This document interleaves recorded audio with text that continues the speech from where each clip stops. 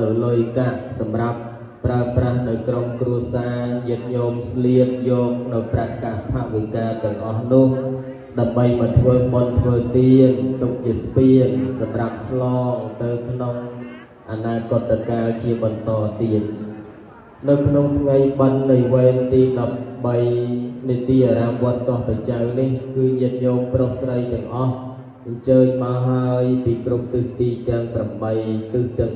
4ដើម្បីបានមកប្រជុំចូលខ្លួននៅក្នុងទីអារាមវត្តកោះបច្ចៅ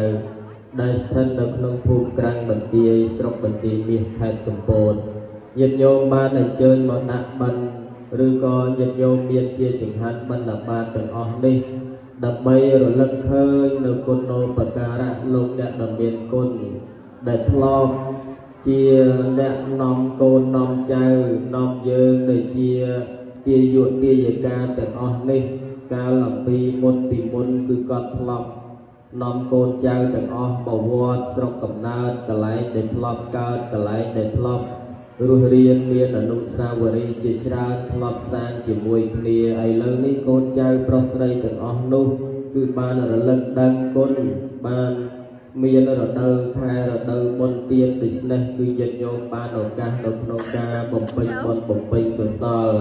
ហើយសម្ភារៈវត្ថុទាំងអស់នេះមានទាំងចង្ហាន់បណ្ឌបាតនេះគឺញាតិញោមប្រគេនព្រះសង្ឃហើយមិនចង់បានទៅវិញទេប៉ុន្តែជួនអីញាតិញោមនៅក្នុងឱកាសនៃពិធីបុណ្យភ្ជុំបិណ្ឌដាក់បិណ្ឌដូចជាចង្ហាន់បណ្ឌបាតទាំងអស់ដែលញាតិញោមបានឡើងខំធ្វើតាំងពីម៉ោង3ម៉ោង4ញោមយកមកស្រាប់តែព្រះសង្ឃមិនសូវបានឆាន់ញាតិញោមមានការអអន់សពន់ចិត្តហើយញាតិញោមខ្លះហ្នឹងក៏កត់មើលថាពីគួរបបោហូហៀញោមណាបបោហូហៀច្រើនខែភ្ជុំហើយខែភ្ជុំបើមិនច្រើនគឺមានតែចម្លែកញោមចឹងសូមអធិស្ឋានចំពោះញាតិញោមថាចង្ហាន់បណ្ឌបាតទាំងអស់នេះអាត្មាយល់អារម្មណ៍ញាតិញោមណាស់ថាចង់ឲ្យលោកបានឆាន់ប៉ុន្តែ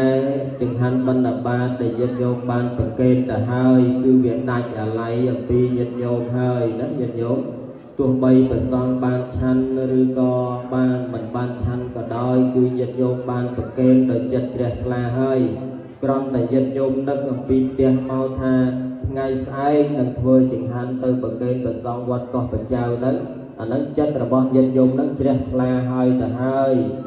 ដល់តែពេលបានប្រគេនគឺញាតិញោមកុំអាក់អន់សពន់ចិត្តថា